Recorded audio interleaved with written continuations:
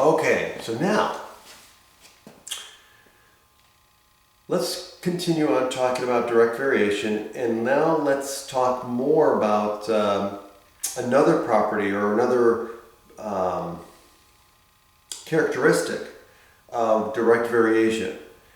So another aspect of direct variation is that the proportions are always constant. If you don't notice, remember, we're setting up equivalent fractions, right? We're setting up two fractions that are equivalent.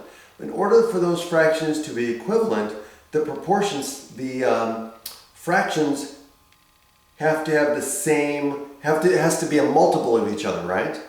Okay. One fraction has to be a multiple of the other. So in order for two fractions to be equivalent, in order to set up a proportion, it means that one fraction has to be a multiple of the other fraction. So that's going to help us in the next piece, because now what we're going to do is we're going to show you, what if you have a constant, right?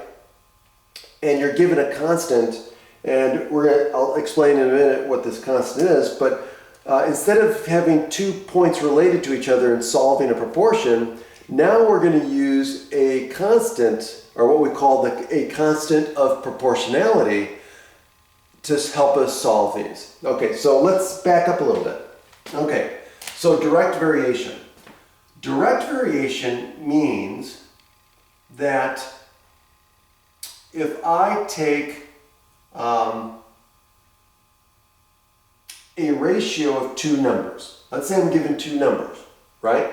For example, in the example that I was given for the apples, right? It said that if I, 4 apples,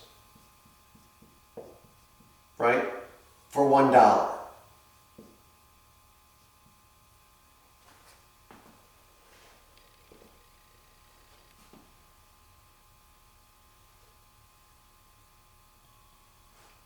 Okay.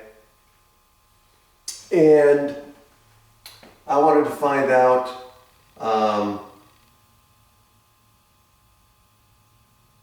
the cost for 10 apples.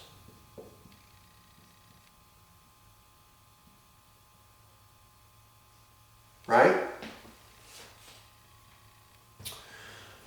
Well, if these two fractions are equal, then that means that they have to give me the same number, right?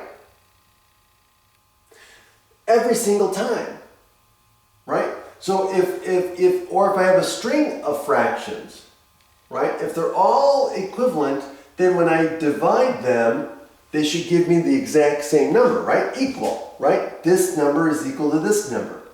So equivalent fractions, when you reduce them or you divide them, should give you the exact same number. So that means if I know that this number is 4, right? Then I know this fraction must equal 4. And whatever this fraction is must equal 4. And this fraction must equal 4. Okay? That's the key to this. Okay? So what's the point? Well, that means what? It means that if I have a pair of values that are directly related to me, x and y, right? If x and y are directly related, then that means that if I take the ratio of these two, right, y over x,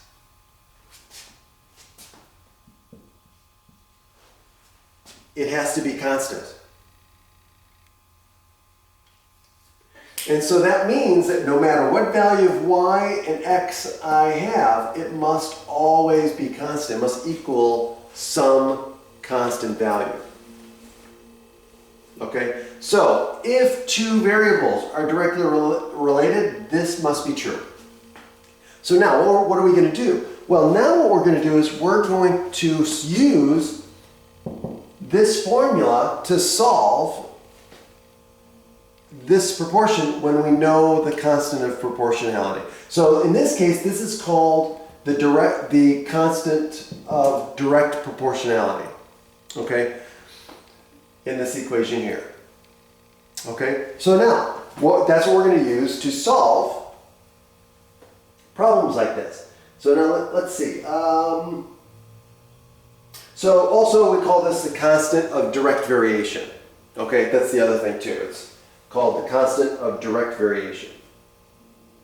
Okay, so now I'm going to show you the steps. Okay, so in the next video I'm going to show you the steps of how we use this information to solve these types of problems for direct variation, and then we'll do some examples.